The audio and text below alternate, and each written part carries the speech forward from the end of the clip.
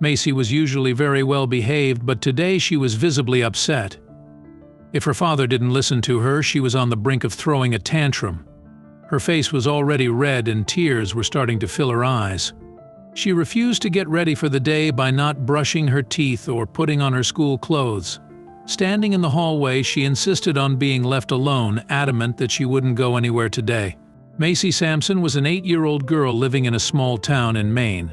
She was a curious and energetic child, often seen with a smile on her face and a glimmer of wonder in her eyes. Her parents, John Sampson and his wife, had raised her to be kind, confident, and inquisitive. Macy's family lived in a cozy house on the outskirts of town, surrounded by tall pines and the crisp air of the Maine wilderness. John was a busy man, often working long hours to provide for his family.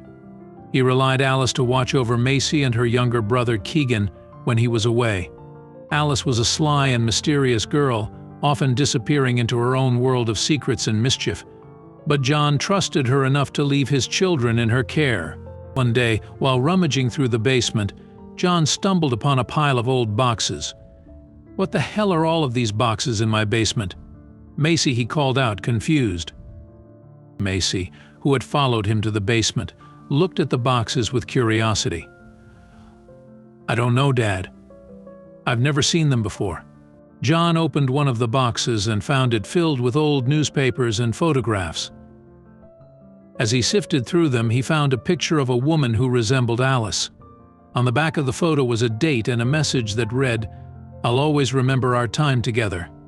Love, A." John's suspicions grew as he found more and more clues that pointed to Alice. He started to wonder about her mysterious past and the secrets she was hiding. He couldn't shake off the feeling that something was not right about his babysitter. One night, John decided to set up a camera in the living room to see what Alice was up to when she was watching Macy and Keegan. The next morning, when he checked the footage, he was horrified by what he saw. Alice had been bringing strange men into the house while John was away. John couldn't believe what he was seeing. He never would have thought that his babysitter could be capable of such things. He immediately confronted Alice, who denied everything and accused John of not trusting her. John knew he had to protect his family from Alice's dangerous activities. He called the police and showed them the footage. They were able to use the evidence to arrest Alice and the men she had been bringing into the house. Macy was heartbroken when she found out that her babysitter had been arrested. She couldn't understand why Alice would betray their family like that. John and his wife sat down with their children and explained that Alice was not the person they thought she was.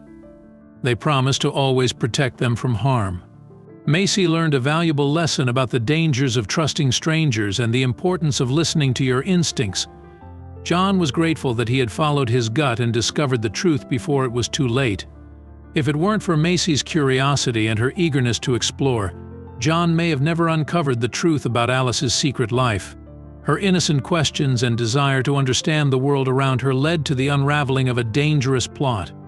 Through this experience, John and Macy's bond grew stronger.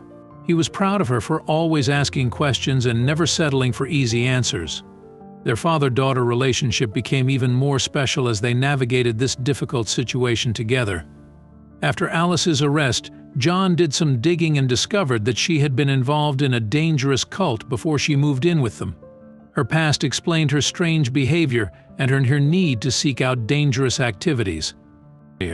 With Alice behind bars and their family safe, John and his wife were able to breathe a sigh of relief.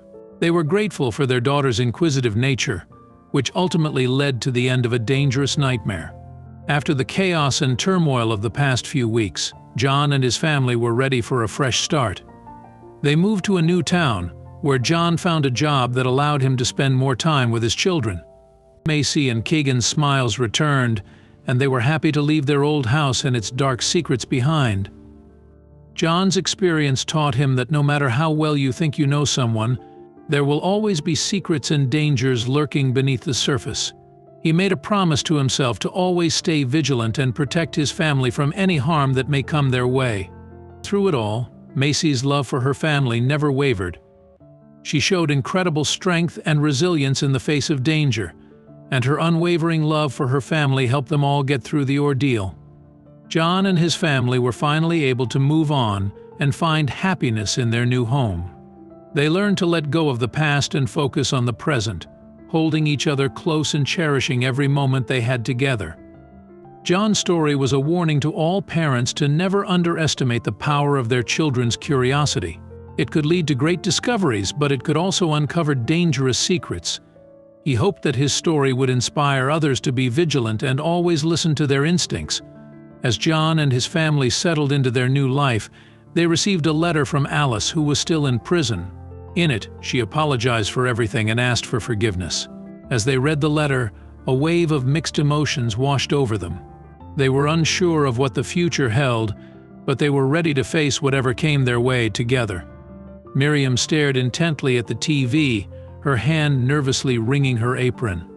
She couldn't believe what she was seeing. A masked, dark figure flashed across the screen, breaking into houses and robbing them of their valuables. The news anchor's voiceover described the robber as being swift and elusive, leaving no trace behind. Macy couldn't sleep that night, her thoughts consumed by the robber. She lived in fear that the mysterious figure would make its way into their home. She held her breath every time she heard a noise, convinced that the robber was lurking just outside her window.